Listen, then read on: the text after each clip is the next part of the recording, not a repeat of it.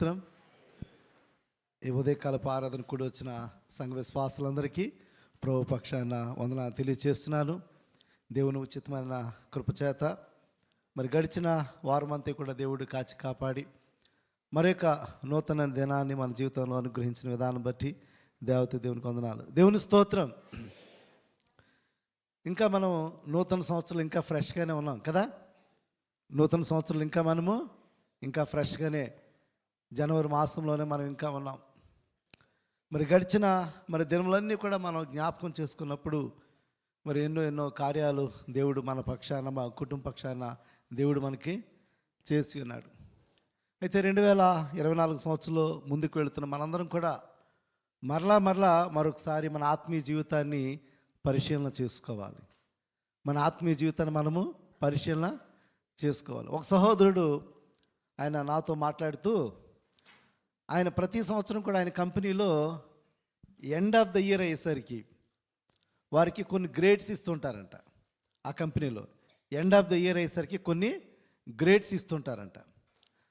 ఆ గ్రేడ్స్ని బట్టి వాళ్ళ యొక్క పెర్ఫార్మెన్స్ అన్నమాట, సంవత్సరం అంతా కూడా వారు ఏ విధంగా పెర్ఫామ్ చేశారు దానిని బట్టి వారికి ఇంక్రిమెంట్స్, ప్రమోషన్స్ ఆధారపడి ఉంటాయంట.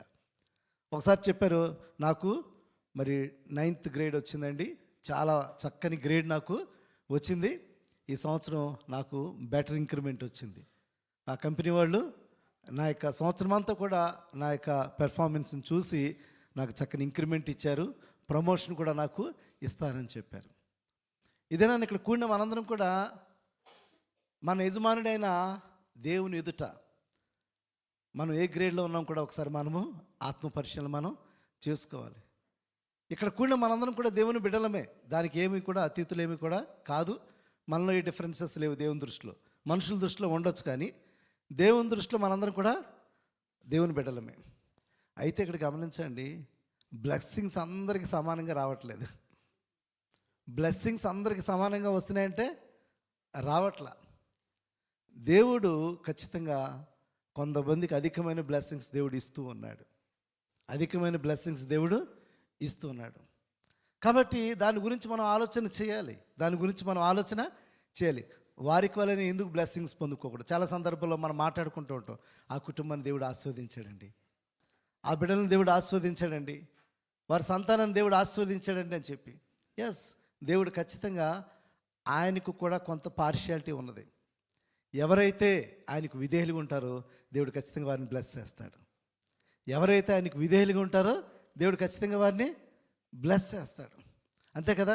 తల్లిదండ్రుల్లో కూడాను పిల్లల ఏళ్ళ పార్షియాలిటీ ఉండదు, కానీ ఎవరైతే వాళ్ళ మాటలు బాగా వింటారో వాళ్ళు ఎక్కువగా వాళ్ళు బ్లెస్ చేస్తారు కదా, ఎక్కువగా బ్లెస్ చేస్తుంటారు. మన జీవితంలో కూడా ఖచ్చితంగా దేవునికి విధేయులుగా ఉంటున్నప్పుడు ఖచ్చితంగా మన ఆశీర్వాదాలు ఎక్కువగా పొందుకుంటాం. మీకు ఆశీర్వాదాలు ఎక్కువ కావాలా? దేవుని దగ్గర నుంచి కావాలంటే ఖచ్చితంగా వినాలి మాటలు. కావాలంటే దేవుని మాటలు ఖచ్చితంగా వినాలి. విధేయత అనే మాట హీబ్రూ వర్డ్ షామా అనే హీబ్రూ వర్డ్ నుంచి వచ్చింది.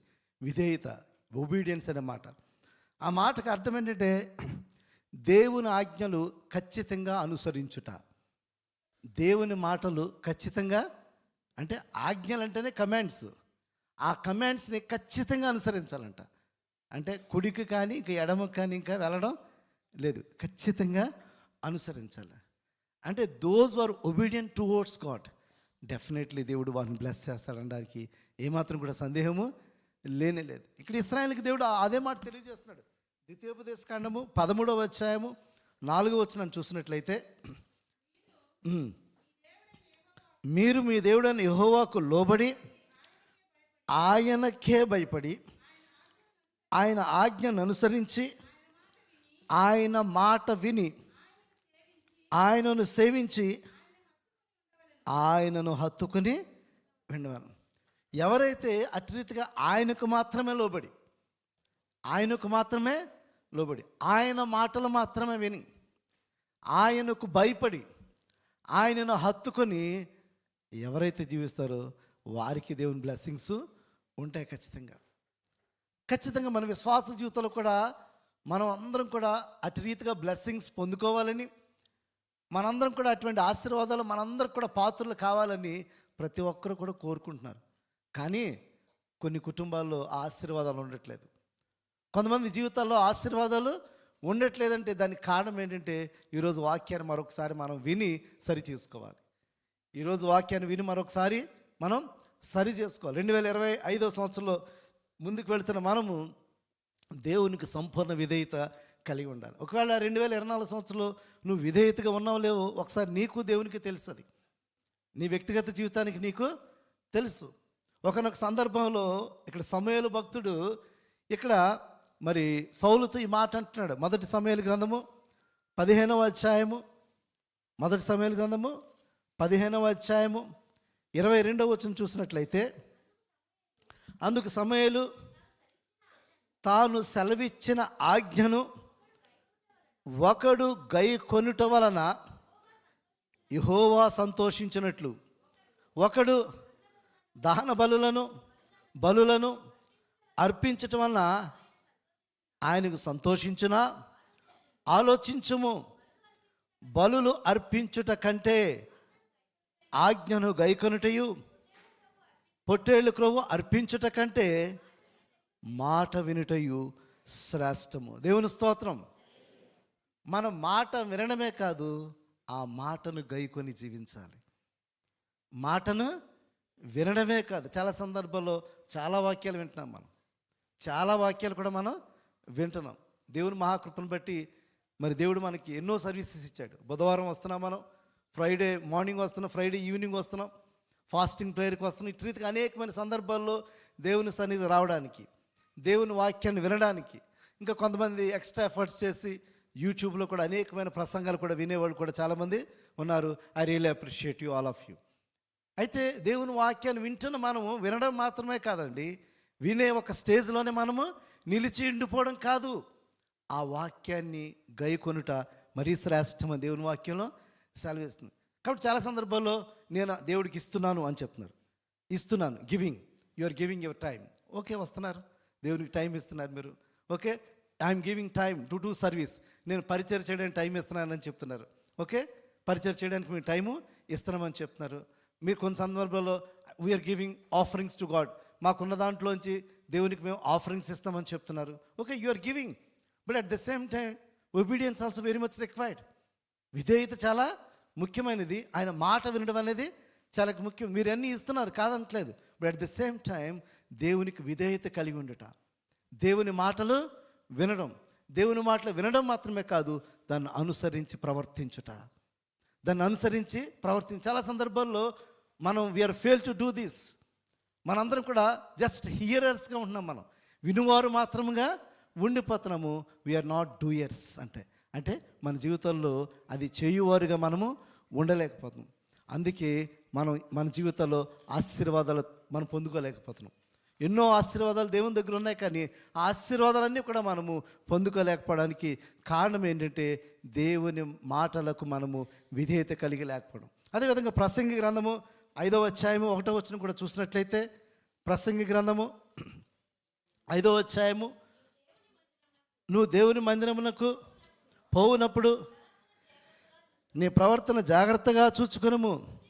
బుద్ధిహీనులు అర్పించున్నట్లుగా బలి అర్పించుట కంటే సమీపించి ఆలకించుట శ్రేష్ఠ. కొన్ని సందర్భాల్లో మనం చేసే అర్పణలు, లేకపోతే మనం చేసే ఆరాధనలు, లేకపోతే మనం చేసే మరి భక్తి కొన్ని సందర్భాల్లో ట్రెడిషనల్ అయిపోతుంది, మనది ఆచారబద్ధమైన ఒక భక్తిగా ఉండిపోతుంది. కానీ ఎవరైతే దేవుని సన్నిధికి వచ్చి ఆయన మాటలు వింటారో అది దేవునికి చాలా ఇష్టమైనది అని దేవుని వాక్యం స్పష్టంగా సెలవిస్తుంది. ఆయన మాట వినడం చాలా శ్రేష్టమైనది. కాబట్టి ఇక్కడ దినాన్ని ఇక్కడ కూడిన మనందరం కూడా ఒకవేళ 2024 సంవత్సరంలో ఒకవేళ ఆయన మాటలు మీరు నిర్లక్ష్యం చేశారేమో, ఆయన మాటలు మీరు నిర్లక్ష్యం చేశారు, లేకపోతే విన్న వాక్యాన్ని ఎన్ని మన జీవితంలో అది అవలంబించారో, ఎన్ని మన జీవితంలో సరి చేసుకున్నారో ఒకసారి ఇక్కడ కూడిన మనందరం కూడా ఆలోచన చేయాలి. మనకు దేవుడు ఈ లోకంలో కొంతమందిని ప్రత్యేకించుకున్నాడు. దాంట్లో మనం చూసినప్పుడు ఇశ్రాయేలుని దేవుడు ప్రత్యేకించుకున్నాడు. ఆ ఇశ్రాయేలుని ప్రత్యేకించుకుని దేవుడు వారితో ట్రావెల్ చేశాడు. వారు కూడా దేవుడితో ట్రావెల్ చేశారు. వారు కూడా దేవునితో కూడా ట్రావెల్ చేశారు. అయితే ఇశ్రాయేల్ జీవితాన్ని మనం మరి ఒక ఉదాహరణగా తీసుకుంటున్నప్పుడు దేవుడు వారిని ప్రేమిస్తూ వచ్చాడు. దేవుడు వారితో ఒక ఒప్పందాన్ని చేసుకున్నాడు. ఆ ఒప్పందానికి దేవుడు నమ్మకంగా ఆయన ఉన్నాడు. ఎవరు? దేవుడే. కానీ చాలా సందర్భాల్లో ఇశ్రాయేలు దేవునికి అపనమ్మకంగా జీవించారు, అవిధేయులుగా జీవించారు, అవిశ్వాసులుగా ప్రవర్తించారు. వారు చాలా సందర్భాల్లో దేవుని మీద తిరుగుబాటు కూడా వారు చేసిన వారుగా ఉన్నట్టుగా కూడా దేవుని వాక్యం మనం చూడబోతున్నాం. కాబట్టి ఇది నాన్న ఇశ్రాయేల్ జీవితంలో మరి దేవుడు వారితో ఒక మాట చెప్తున్నారు. ఆయన మాటలు వినిన ఎడల, నా యొక్క టైటిల్, ఆయన మాటలు వినిన ఎడల నీతో చేసిన నిబంధన నేను మరువనని చెప్తున్నాడు దేవుడు. నీతో చేసిన, లేకపోతే మీతో చేసిన నిబంధన మరువనని చెప్తున్నాడు. ఈ మాటలు, ఈ యొక్క వాక్య సందర్భము ద్వితీయోపదేశకాండం 4వ అధ్యాయం మనం చూస్తున్నప్పుడు, ఆ ద్వితీయోపదేశకాండము 4వ అధ్యాయంలో ఇక్కడ ఈ మాటలు మోషే భక్తుడైన మోషే, నాయకుడైన మోషే ఇశ్రాయేలులకు ఒక విధంగా చెప్పాలంటే ఫైనల్ వర్డ్స్ ఇస్తున్నాడు అనమాట. ఫైనల్ వర్డ్స్ ఇస్తున్నాడు అంటే soon they are going to enter the promise land. ఇంకా కొద్ది దినాల్లో వారు వాగ్దాన ప్రాంతానికి చేరబోతున్నారు. ఈ వాగ్దాన ప్రాంతానికి చేరబోతున్న వారికి మరొకసారి రిమైండర్గా అన్నీ చెప్తున్నాడు. ఇవన్నీ కూడా మరొకసారి రిమైండర్గా దేవుడు ఇక్కడ మోషే ద్వారా ఇశ్రాయేలుకి మాటలన్నీ కూడా తెలియజేస్తున్నాడు. ఆ మాటలన్నీ కూడా రీకలెక్ట్ చేస్తున్నాడు. రీకలెక్ట్ చేస్తూ ఆ ఇశ్రాయేలు మీరు ఆయన మాటలు మీరు విని ఎడల ఖచ్చితంగా ఆయన నిబంధన ఆయన మరిచిపోడు.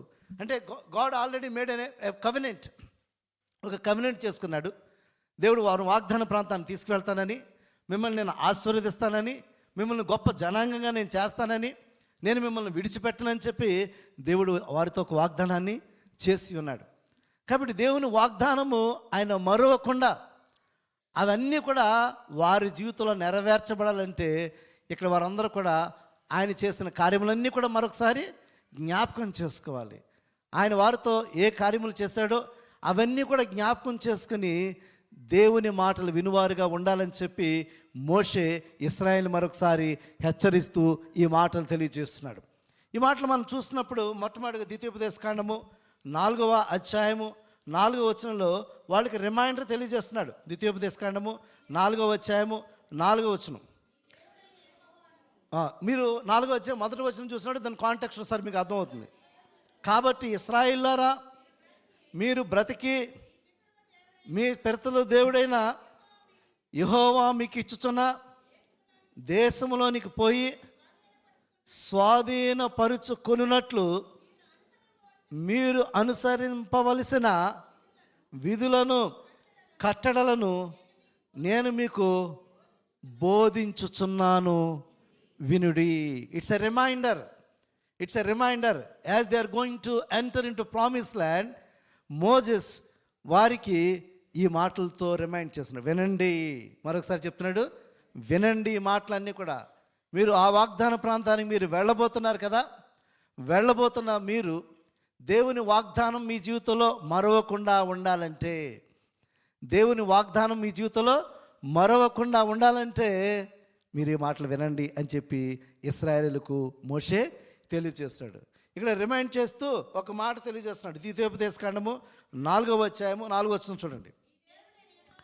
మీ దేవుడు యెహోవాను హత్తుకొనిన మీరందరూ నేటి వరకు సజీవులై ఉన్నారు. దేవుని స్తోత్రం. ఎవరైతే మీ దేవుని యెహోవాను హత్తుకొని ఉన్నారో వారందరూ కూడా నేటి వరకు సజీవులై ఉన్నారు. మనం కూడా సజీవులుగా ఉన్నాం కదా, మనం కూడా సజీవులుగానే ఉన్నాం కదా. మనం 2024 నుంచి 25కి సజీవుల లెక్క వరుసలోకి వచ్చేసాం మనం. కొంతమంది చనిపోయారు, వారి పేర్లు మరి డిలీట్ చేయబడినాయి. కానీ మనందరం కూడా సజీవులుగా ఉన్నాం. అంటే దేవుని చేసిన కార్యం కదా, దేవుని చేసిన మేలు కాదా? దేవుడిని మనం హత్తుకున్నాం కాబట్టి దేవుడు మనందరినీ కూడా సజీవ లెక్కలో ఉంచాడు. కాబట్టి ఇక్కడ ఇశ్రాయేలుకు దేవుడు రిమైండ్ చేస్తున్నాడు, మీరు నన్ను హత్తుకున్నారు కాబట్టి దేవుడు మిమ్మల్ని అందరినీ కూడా సజీవ లెక్కలో ఉంచాడని చెప్పి చెప్తున్నారు. రెండోదిగా చూసినప్పుడు ద్వితీయోపదేశకాండము 4వ అధ్యాయము 7వ వచనం, ఏలయనగా మనము ఆయనకు పెట్టినప్పుడల్లా మన దేవుడైన యెహోవా మనకు సమీపముగా నున్నట్లు మరి ఏ గొప్ప జనమునకు ఏ దేవుడు సమీపముగా నున్నాడా అని మరలా ప్రశ్న వేస్తున్నాడు. అంతే కదా, మీరు ఎప్పుడు మొరపెట్టినా సరే మీకు నేను సమీపంగా ఉన్న దేవుడు ఇక్కడ ఏ దేవుడైనా ఉన్నాడా? లేడు కదా. మీరు ఎప్పుడు పిలిచినా, మీరు ఎప్పుడు ప్రార్థించినా నేను మీకు సమీపంగానే ఉన్నాను కదా, నేను మీకు స్పందించాను కదా అని ఇక్కడ దేవుని యొక్క కార్యాన్ని మరొకసారి ఇక్కడ మోషే మననం చేస్తున్నాడు. ఒకసారి మన జీవితాన్ని కూడా మనం అన్వయించుకున్నప్పుడు ఎన్నో సమస్యలు, ఎన్నో బాధలు, ఎన్నో ఇబ్బందులు మన జీవితంలో వచ్చినప్పుడు మనం దేవుని మొరపెట్టాం కదా, దేవుడు స్పందించాడు కదా, దేవుడు సమీపంగా ఉండి మన మొరలు ఆలకించి, మన ప్రార్థనలు ఆలకించి దేవుడు మనకు మేలులతో తృప్తిపరిచాడు కదా 2024 సంవత్సరంలో. అవన్నీ కూడా జ్ఞాపకం చేసుకోండి. ఆయన మీరు ఎప్పుడు పిలిచినా, ఎప్పుడు మీరు ప్రార్థించినా, ఏ సమస్యతో ఆయన దగ్గరికి వెళ్ళి ఏడ్చినా సరే దేవుడు మీ కన్నీటిని తుడిచి ఈరోజు మీకు సంతోషాన్ని దేవుడు మీకు అనుగ్రహించాడు. అంటే మీరు చేస్తున్న ప్రార్థనకు ఆయన సమీపంగా ఉన్నాడు. మీరు చేస్తున్న ప్రార్థనకు ఆయన సమీపంగా ఉన్నాడు. అంటే గాడ్ ఈజ్ ఆల్వేస్ ఫెయిత్ఫుల్. ఇక్కడ మనం ఆలోచన చేసినప్పుడు దేవుడు నమ్మకంగా ఉన్నాడు. దేవుడు నమ్మకంగా ఉన్నాడు, మిమ్మల్ని సజీవ లెక్కలో ఉంచాడు. దేవుడు నమ్మకంగా ఉన్నాడు, దేవుడు మీ ప్రార్థన ఆలకించాడు. మీ ప్రార్థన ఆలకించి ఆయన మీకు సమీపంగా ఉన్నాడని తెలియజేస్తున్నాడు. కాబట్టి అంత మాత్రమే కాదు, మీరు ఎలా జీవించాలో, మీరు ఎలా ప్రవర్తించాలో. ఆ ఐగుప్తు నుంచి వచ్చిన తర్వాత ఐగుప్తు అలవాట్లు చాలా వచ్చేసినాయి వీళ్ళకి. 430 సంవత్సరాలు ఐగుప్తులు ఉన్నారు కదా, అక్కడ సంస్కృతులు, అక్కడ అలవాట్లు, అనేకమైన మార్పులు వాళ్ళ జీవితంలో వచ్చేసినాయి. అయితే దేవుడు ఏం చెప్తున్నాడు అంటే, అక్కడి నుంచి తీసుకువచ్చిన తర్వాత వాళ్ళు ఎలా ప్రవర్తించాలో, వాళ్ళు ఎలా జీవించాలో, ఎలా మాట్లాడాలో, ఎలా మాట్లాడకూడదో, ఏ విధంగా జీవించాలో దేవుడు వారికి 10 ఆజ్ఞలు ఇచ్చాడన్నట్ట.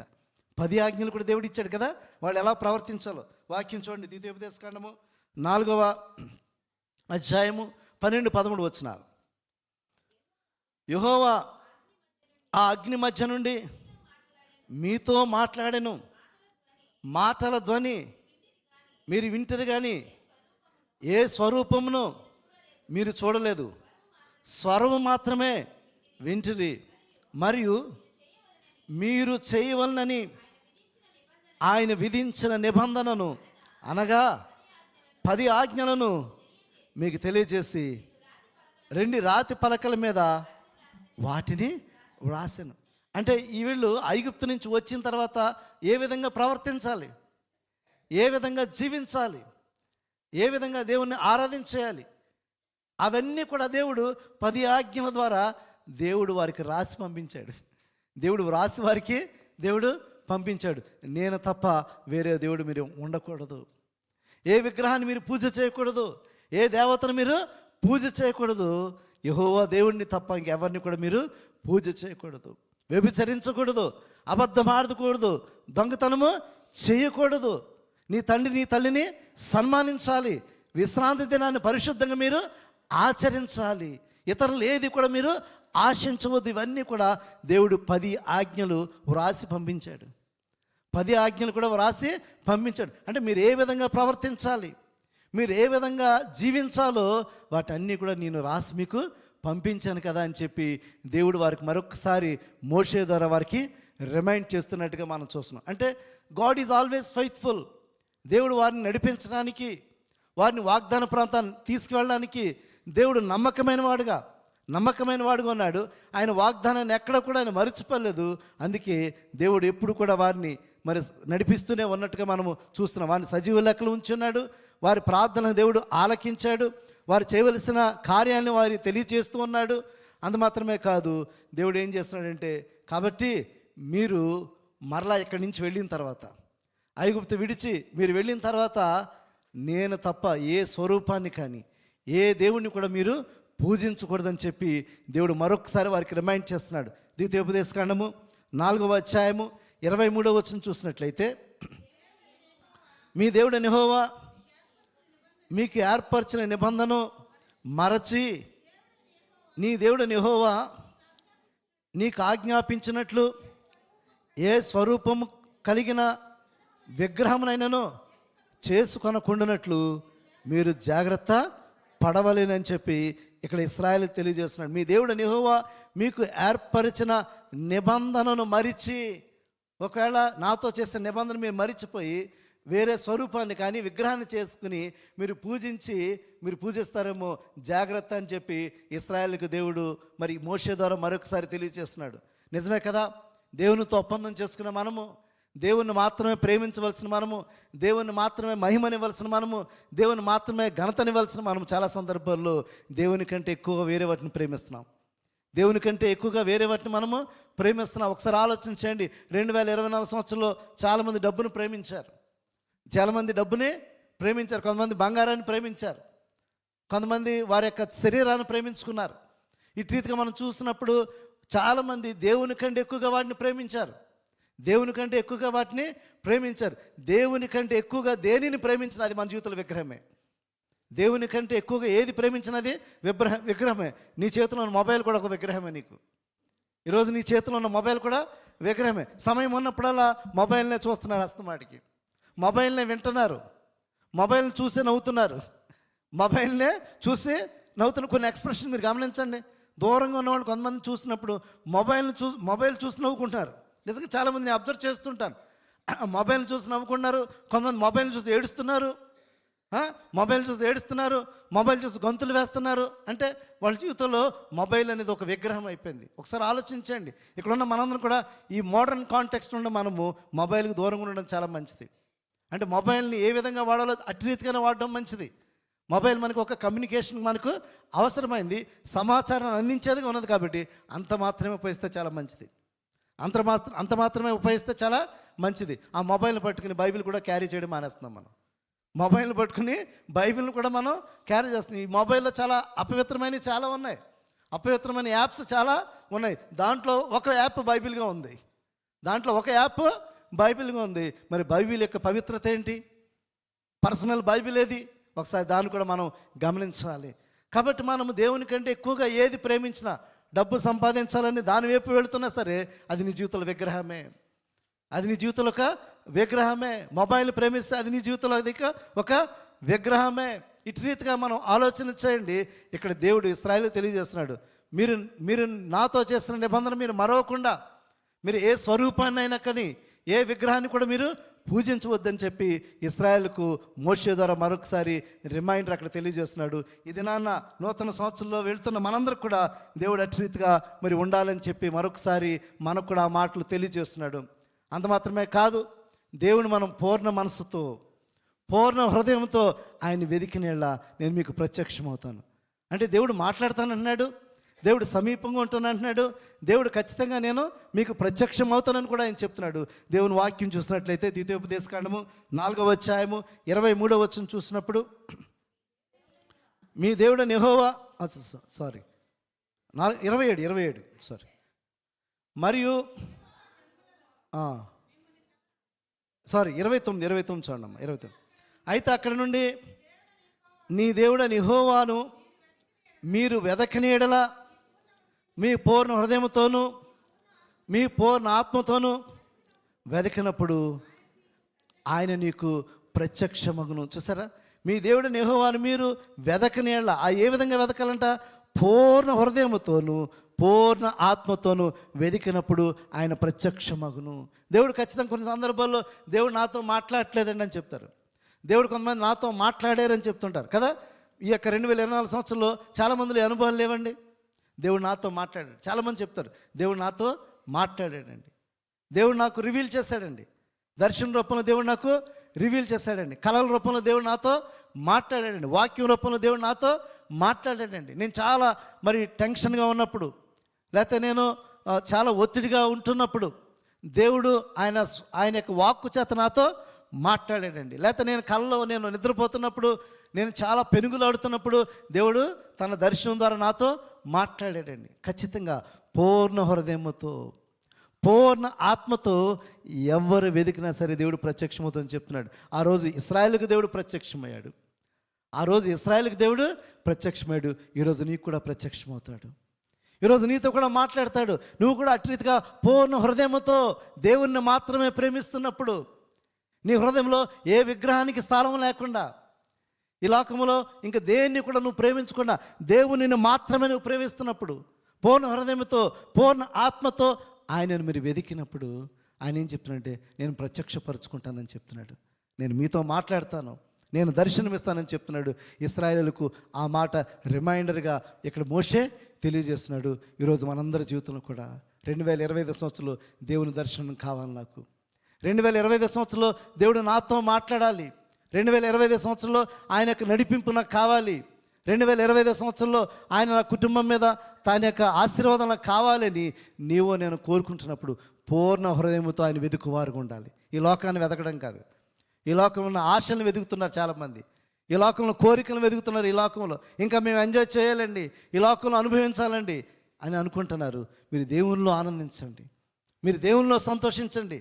ఆ యొక్క సంతోషాన్ని ఎవరైతే పొందుకుంటారో ఆ సంతోషం ఎప్పుడు కూడా నిలిచేదండి. ఎందుకంటే అది నిత్యత్వానికి నడిపించేది. ఈ లోకంలో ఉండే సంతోషం ఏదైతే ఉందో తాత్కాలికమైనది. ఒక ఆటను చూస్తారు, కొంతసేపే మీకు సంతోషం.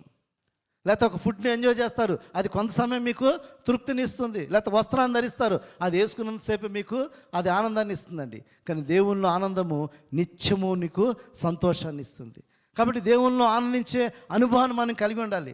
దేవుని సంపూర్ణంగా వెతుకుతున్నప్పుడు, దేవునిలో సంపూర్ణంగా మనము జీవిస్తున్నప్పుడు ఆ సంపూర్ణమైన సంతోషాన్ని పొందుకుంటూ మనం దేవునిలో ఎల్లప్పుడూ కూడా సంతోషంగా మనం ఉండగలము అనే విషయాన్ని మనం గమనించాలి.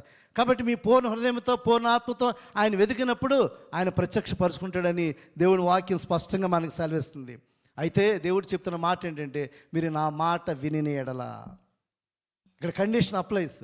మీరు నా మాట విని ఎడల ఆయన ఏ విధంగా మనల్ని ఆశీర్వదిస్తాడో ఇక్కడ స్పష్టంగా వాక్యం ద్వారా సెలవిస్తుంది. 31 వచనం చూడండి. నీ దేవుడైన యెహోవా కనికరం, 30 నుంచి కూడా చదవండి. ఈ సంగతులు నీకు సంభవించిన తర్వాత నీకు బాధ కలిగినప్పుడును అంచె దినములలో నీవు నీ దేవుడైన యెహోవా వైపు తిరిగి ఆయన మాట వినినేడల, చూసారా, ఆయన మాట వినినేడల నీ దేవుడైన యెహోవా కనికరం గల దేవుడు గనుక నిన్ను చేయి విడువడు, నిన్ను నాశనం చేయడు, తాను నీ పితరులతో ప్రమాణం చేసిన నిబంధనను మరిచిపోడు. 4 ప్రాముఖ్య విషయాలు ఇక్కడ మనం గమనించాలి. ఇప్పుడు మనం ఆయన మాటలు విని ఎడల, ఇందా మనం అనుకున్నాం కదా, ఒబీడియన్స్. ఇక్కడ కూడిన మనందరం కూడా దేవునికి విధేయులుగా జీవించాలి. అంటే విధేయత అనే మాటకు అర్థం అని చూసినప్పుడు ఆయన ఆజ్ఞలను తూచా తప్పకుండా పాటించడం. ఆజ్ఞ, ఇట్స్ అ కమాండ్ మాట. అంటే దేవుని మాటలు వింటున్న మనందరం కూడా ఈరోజు ఆ సందర్భంలో వారు పాలు తేలు ప్రవహించి ప్రాంతానికి వెళుతున్న సందర్భంలో 10 ఆజ్ఞలు దేవుడు వారికి ఇచ్చాడు. ఈరోజు దేవుని వాక్యం అంతా కూడా మన ఆజ్ఞలే. ఈరోజు దేవుని వాక్యం అంతా కూడా ఆజ్ఞలే. అందుకే అనుదినము వాక్యాన్ని చదవమని మిమ్మల్ని అందరూ కూడా నేను ప్రోత్సహిస్తున్నాను. అనుదినము వాక్యం చదువుతున్నప్పుడు చాలామంది ఫీల్ అవుతుంటారు, ఆ వాక్యం నాతో మాట్లాడుతుందని చెప్పి. ఇందాక నేను పైకి వస్తున్న సందర్భంలో మరి సహోదరు వరప్రసాద్ నాతో మాట్లాడుతున్నాడు, పాస్టర్ గారు ఇప్పుడు మేము వాక్యం చదువుతున్నప్పుడు వాక్యం మాతో మాట్లాడుతుందండి. ఒకప్పుడు అటు రీతిగా లేదండి, ఒకప్పుడు అటు రీతిగా లేదు. ఇప్పుడు మేము వాక్యాన్ని మేము ధ్యానం చేస్తున్నప్పుడు, వాక్యం మేము పఠిస్తున్నప్పుడు ఆ వాక్యం మాతో మాట్లాడుతున్న అనుభవాన్ని మేము పొందుకున్నామని చెప్పి ఆ సహోదరుడు యవనస్తుడు చెప్పినప్పుడు నేను ఎంతగానో సంతోషించాను. అంతకుముందు అటువంటి అనుభవాతంలో లేదు, అంతకుముందు అటువంటి అనుభవాతంలో లేదు. ఆ అనుభవిస్తున్నాడు కాబట్టి ఆ మాట చెప్తున్నాడు. ఈరోజు వాక్యం చదువుతున్నప్పుడు వాక్యం నాతో మాట్లాడుతుందని చెప్పి ఈరోజు ఇక్కడ ఉన్న మనందరం కూడా ఆయన మాటలు వినడం మాత్రమే కాదు, ఆయన మాటలు అనుసరించేవారుగా ఉండాలి. ఎప్పుడైతే ఆయన మాటలు మనం అనుసరిస్తున్నామో దేవుడిచ్చే బ్లెస్సింగ్ ఏంటంటే, ఖచ్చితంగా ఆయన ఆజ్ఞలు అనుసరించి మనం జీవిస్తున్నప్పుడు ఆయన కనికరాన్ని మీకు ఇస్తానని చెప్పినాడు. ఏంటి మొట్టమొదటి చూసినప్పుడు ఆయన కనికరం, నీ దేవుడైన యెహోవా కనికరము గల దేవుడు అని చెప్తున్నాడు. అంటే ఎవరైతే ఆయన ఆజ్ఞను అనుసరించి జీవిస్తారో, ఎవరైతే ఆయన మాటలు విని వాటిని అనుసరిస్తారో దేవుని కనికరాన్ని పొందుకుంటారు. 2025 సంవత్సరంలో ముందుకు వెళుతున్న మనందరం కూడా, 2025 సంవత్సరం ముందుకు వెళుతున్న మనందరం కూడా మన కుటుంబాల్లో ఆశీర్వాదాలు కావాలి, మన జీవితాల్లో ఆశీర్వాదాలు కావాలంటే దేవుని కనికరం మనకు కావాలి, దేవుని ఫేవర్ మనకు కావాలి. దేవుని ఫేవర్ మనకి కావాలైతే, దేవుని ఫేవర్ కావాలంటే, దేవుని కనికరం కావాలంటే ఆయన మాటలు వినాలి. ఆయన మాటలు అనుసరించి మన జీవితంలో జీవించాలి. 2024 సంవత్సరంలో ఏ విధంగా జీవించాలో అయితే అది అయిపోయింది, ఇంకా అది పాత సంవత్సరంలోనికి వెళ్ళిపోయింది. 2025 సంవత్సరం ముందుకు వెళుతున్న మనందరం కూడా మరొకసారి it's a reminder to all of us. మరలా దేవునితో ఉన్న సంబంధాన్ని మరొకసారి పరిశీలన చేసుకుని, ఆయన చెబుతున్న మాటలు మరొకసారి మన జీవితంలో అది మన జీవితాన్ని అన్వయించుకొని, ఆయన మాటలకు విధేయత చూపించి జీవిస్తున్నట్లయితే, ఆయన మాటలకు విధేయత కలిగి జీవిస్తున్నట్లయితే దేవుని కనికరాన్ని మనం పొందుకుంటాం. దేవుని కనికరాన్ని పొందుకుంటాం. దేవుని కనికరం లేనివారు అనేక మంది ఈ లోకంలో నశించిపోతున్నారు. దేవుని కనికరం లేనివారు ఈ లోకంలో అనేక మంది సమాధానం లేదు. తెలుసు, కొన్ని కుటుంబాల్లో నెమ్మది లేదు, ఎంతో డబ్బు ఉంది కానీ వాళ్ళకి సంతోషము లేనేలేదు. ఇంట్లో చాలా ఆహారం ఉంది, వారు తినడానికి సరైన పరిస్థితులు లేవండి. ఒక్కసారి ఆలోచించండి. దేవుని కనికరం మన జీవితంలో కావాలి. దేవుని కనికరం ఉన్నప్పుడే మన జీవితంలో ఆశీర్వాదం పొందుకుంటాం. కాబట్టి దేవుడు ఇస్తున్న మొదటి బ్లెస్సింగ్ ఏంటంటే ఆయన కనికరాన్ని మీకు అనుగ్రహిస్తానని చెప్తున్నాడు. రెండవది చూసినట్లయితే దేవుడు నిన్ను చెయ్యి విడువడని చెప్తున్నాడు. రెండవ బ్లెస్సింగ్ మనం చూసినట్లయితే 2025 సంవత్సరంలో ముందుకు వెళుతున్న మనము ఆయన మాటలు వింటున్నట్లయితే, ఆయన మాటలు మనం అనుసరించి జీవిస్తున్నట్లయితే ఆయన నిన్ను చేతు పట్టుకొని నిన్ను నడిపిస్తాడంట. ఆయన చేయి నిన్ను విడువడంటే ఎంత గొప్ప ధన్యత అండి, అంత గొప్ప ధన్యత.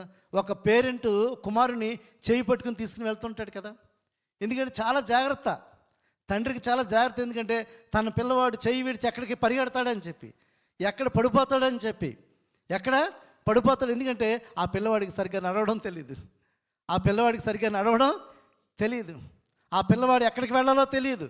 అందుకే తండ్రి ఏం చేస్తాడంటే చేయి పట్టుకుని నడిపిస్తుంటాడు. ఈరోజు మన పరమ తండ్రి కూడా ఈ లోకం అనే జీవితంలో మనం చేయి పెట్టి నడిపిస్తానని చెప్తున్నాడు. నీ ముందు ఎన్నో సమస్యలు ఉన్నాయి, నీ ముందు ఎన్నో ఇబ్బందులు ఉన్నాయి, నీ ముందు ఎన్నో కష్టాలు ఉన్నాయి. వాటన్నిటిలో కూడా ఆయన చేయి పెట్టి నడిపించాడు అనుకో, నువ్వు ఏ విషయం కూడా భయపడాల్సిన అవసరం లేదు. ఎన్ని సమస్యలు వచ్చినా, ఎన్ని ఇబ్బందులు వచ్చినా ఆయన నిన్ను లేవనెత్తుతాడు. ఒకవేళ నువ్వు గుంటలో పడిపోయావంటే ఆ చేయి పెట్టుకుని నిన్ను పైకి నడిపిస్తుంది. ఎందుకంటే నేను చెయ్యి విడవలేదు, ఆయన చెయ్యి నిన్ను విడవదు. ఒకవేళ లోయలో పడిపోతున్నట్లయితే ఆయన నిన్ను విడిచిపెడతాడా? నిన్ను విడవడు, ఆయన పైకి నిన్ను లేవనెత్తుతాడు. ఇది నన్ను ఒక్కసారి ఆలోచించండి. నీ జీవితంలో ఎన్నో సమస్యలలో నువ్వు పడిపోతున్నప్పుడు నీ దేవుని చెయ్యి నిన్ను విడవలేదు కాబట్టి ఈరోజు నువ్వు సజీవ లెక్కలో ఉన్నావు. ఎంతోమంది విడవబడ్డారు, ఎందుకంటే వారి పాపాన్ని విడిచిపెట్టలేదు, వారి పాపాన్ని విడిచిపెట్టలేదు. అందుకే దేవుని చెయ్యి విడవబడింది కాబట్టి ఈ లోకంలో వాళ్ళు సజీవ లెక్కలో లేరు. దేవుడు నీకు అవకాశం ఇచ్చాడు, దేవుడు నీకు అవకాశం ఇచ్చాడు. ఆయన కనికరాన్ని పొందుకొని ఆయన చేయి పట్టుకుని నువ్వు నడవాలని ఆశిస్తున్నట్లయితే ఖచ్చితంగా ఆయన మాటలు వినువారుగా ఉండాలని దేవుని వాక్యం మనం స్పష్టంగా సెలవిస్తుంది. అంత మాత్రమే కాదు, దేవుని జడ్జిమెంట్ కూడా వస్తుందంట. దేవుని జడ్జిమెంట్ కూడా వస్తుంది. ఇక్కడ ఇశ్రాయేలు దేవుడి సెలవిస్తుంది ఏంటంటే, నేను మిమ్మల్ని చేయి విడువనని చెప్తున్నాడు, నిన్ను నాశనము చేయుడు అని చెప్తున్నాడు. నిన్ను నాశనము చేయుడు దేవుని యొక్క తీర్పు మాట. అంటే దేవుని యొక్క గద్దింపు కూడా మన జీవితంలో ఉంటుందండి. దేవుడు ప్రేమించే దేవుడు, కనికరాన్ని చూపించే దేవుడు, దయ చూపించే దేవుడు, ప్రేమను చూపించే దేవుడు, క్షమించే దేవుడు. అట్ ద సేమ్ టైం దేవుని జడ్జిమెంట్ కూడా ఉంటుంది, దేవుని జడ్జిమెంట్ కూడా ఉంటుంది. అనేక మంది దేవుని మాటలు లెక్క చేయకుండా, దేవుని మాటలు నిర్లక్ష్యం చేసిన వారు అనేక మంది నశించిపోయారు. ఆ రోజు అరణ్యంలో చాలామంది నశించిపోయారు. ఆ పాలు తేలిన ప్రాంతానికి వారు వెళ్ళలేకపోయారు. దానికి కారణం ఏంటో తెలుసా? వారు దేవుని మాటలను తృణీకరించారు, దేవుని మాటలకు అవిధేయులుగా జీవించారు, విరోధంగా జీవించారు. అందుకే అరణ్యంలోనే వారందరూ రాలిపోయినట్టుగా, నశించిపోయినట్టుగా ఉన్నది. ఇది నాన్న ఇశ్రాయేలులకు రిమైండ్ చేస్తున్నట్టుగా ఈ దేవుడు మనకు కూడా రిమైండ్ చేస్తున్నాడు. దేవుని యొక్క ఉగ్రతకు మీరు గురి కావద్దు, దేవుని ఉగ్రతకు మీరు గురి కావద్దు. ఆయన కనికరాన్ని పొందుకోండి. ఆయన చేయి విడవకుండా మీ జీవితంలో ముందుకు సాగిపోయే వారు ఉండాలి. అంత మాత్రమే కాదు, మిమ్మల్ని నాశనం చేయకుండా రక్షించే దేవుడిగా, మిమ్మల్ని నాశనం చేయకుండా మిమ్మల్ని రక్షించే దేవుడిగా. నాశన పుత్రుడు లేకపోతే నాశనం చేయవాడు ఎవరో తెలుసండి? సాతానండి. సాతాను ఎప్పుడు కూడా మన నాశనాన్ని కోరుకుంటాడు. సాతాను యొక్క ప్రయత్నం ఏంటంటే మనం నశింప చేయాలని చెప్పి, కానీ దేవుడు నశింప చేయడానికి లేదు, నశించిన దానిని వెదకి రక్షించడానికి మనుష్య కుమారుడుగా ఈ లోకానికి వచ్చాడు. ఒక దుష్టుడు దుర్మార్గుడుగా చనిపోవడం ఆయన ఏమాత్రం కూడా ఆయనము ఇష్టపడేది కాదు. కాబట్టి ఈరోజు నీవు నేను కూడా నశించిపోకూడదని చెప్పి, ఈ పాపలోకంలో మనము నశించిపోకూడదని చెప్పి దేవుడు ఆయన ఈ లోకానికి వచ్చి రక్షణ నీకు అనుగ్రహించాడు. ఆయన రక్షణ పొందుకున్న నీవు, ఆయన కనికరాన్ని పొందుకుంటున్న నేను కూడా నీవు ఈ లోకంలో నశించిపోవు, నిత్యత్వంలోనికి ప్రవేశిస్తాం. నిత్యత్వంలోనికి వెళ్ళడానికి ఉపయోగపడతావు. కాబట్టి అటు రీతిగా దేవుని మాటలు వింటున్నట్లయితే, దేవుని మాటలు అనుసరించి జీవిస్తున్నట్లయితే దేవుడు ఏం చెప్తున్నాడంటే, నా నిబంధన నేను మరువనని చెప్తున్నాడు. నా నిబంధన నేను మరువనని చెప్తున్నాడు. ఈరోజు ఆయన నిబంధనకు ఆయన నమ్మకమైన వాడుగా ఉన్నాడు. ఆయన నిబంధనకైనా నమ్మకమైన ఉన్నాడు. అయితే ఆయన ఒకటే కోరుకున్నాడు, నా మాటలు విని ఎడల, నా మాటలు మీరు విని ఎడల నా కనికరాన్ని మీకు అనుగ్రహిస్తానని చెప్తున్నాడు. ఆయన మాటలు విని ఎడల ఆయన చేయి పెట్టి మిమ్మల్ని నడిపిస్తానని చెప్తున్నాడు. ఆయన మాటలు విని ఎడల మిమ్మల్ని మీరు నశించిపోరని చెప్తున్నారు. ఈరోజు ఇక్కడ కూడిన మనందరం కూడా 2025 సంవత్సరంలో మనం ముందుకు వెళుతున్న మనందరం కూడా దేవుని మాటలు వినడానికి మనం ప్రయత్నం చేయాలి. దేవుని మాటలు అనుసరించేవారుగా మన జీవితంలో ఉండాలి. అంటే సంపూర్ణ విధేయత, పూర్ణ హృదయంతో, పూర్ణ ఆత్మతో ఆయన మాటలు వింటూ ఆయన చిత్తాన్ని మన జీవితంలో గుర్తించి దేవునికి ఇష్టమైన రీతిలో మన జీవితాన్ని జీవిస్తున్నప్పుడు God is going to bless your family, God is going to bless your life, God is going to bless your professional life, your spiritual life. దేవుడు మిమ్మల్ని, మీ కుటుంబాన్ని ఎప్పుడు కూడా దీవించును గాక. దేవుడి మాటలు దీవించును గాక. ఆమేన్. దేవుని స్తోత్రం.